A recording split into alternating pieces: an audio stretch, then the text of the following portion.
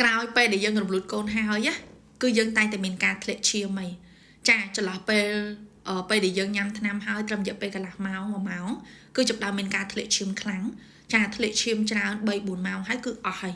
ពេលដែលធ្លាក់ឈាមអស់ក៏នៅតែមានការធ្លាក់ឈាមបន្តទៀតដែរការធ្លាក់ឈាមតិចរឹមចា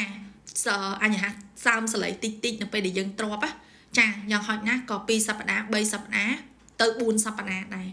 ហើយនៅពេលដែលយើងធ្វើការរំលូតបាន3ទៅ4សប្តាហ៍យើងគួរតែទៅពិនិត្យអេកូ check មើលតើយើងធ្វើការរំលូតនឹងធ្លាក់មកអស់ហើយឬនៅសល់កំណត់ឈាមឬក៏នៅសល់កំតិចកំទីឬក៏នៅសល់អីនៅក្នុងស្បូនអត់ចាគឺយើងត្រូវទៅ check ចាដើម្បីជៀសវាងនៅពេលដែលវាសល់អាកតិកទីឬក៏កំណត់ឈាមមួយចំនួនវាធ្វើឲ្យយើងមានការបង្ករោគទៅជាលាកទៅជាក្លិនស្អុយទៅជាមានការធ្លាក់សមានបញ្ហារលាកទៅលើដៃស្បូនឬក៏លាកទៅលើជាងស្បូននៅពេលក្រោយចាព្រោះអាហ្នឹងវាអាចមានការបង្ករោគនៅខាងក្នុងចាដោយករណីរបស់គាត់អញ្ចឹងអ្នកគ្រូខ្ញុំរំលូតកូនបាន6ថ្ងៃហើយមានការធ្លាក់ឈាមតិចរួមភេទចាក់ទឹកក្រៅពាងតែអាចមានកូនម្ដងទៀតអត់ចាគឺមាន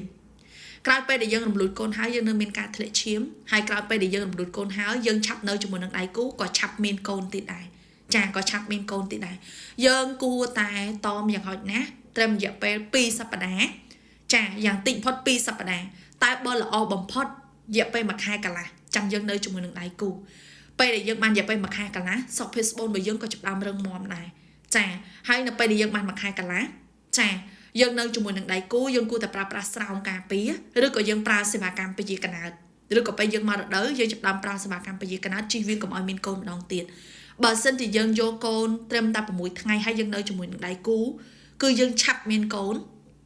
ចាឆាប់មានកូនទៀតហើយសុខភាពស្បូនរបស់យើងអត់ទាន់រឹងមាំល្អទេវាប្រឈមមុខជាមួយនឹងបញ្ហាលាកស្បូនមហារីកស្បូន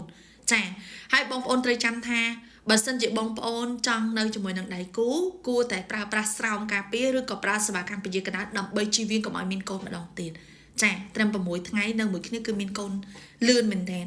ហើយសុខភាពស្បូនរបស់យើងក៏អត់ទាន់រឹងមាំល្អដែរយល់ល្អកុំតាន់នៅមួយគ្នាឲ្យបានត្រឹម2សប្តាហ៍យ៉ាងតិច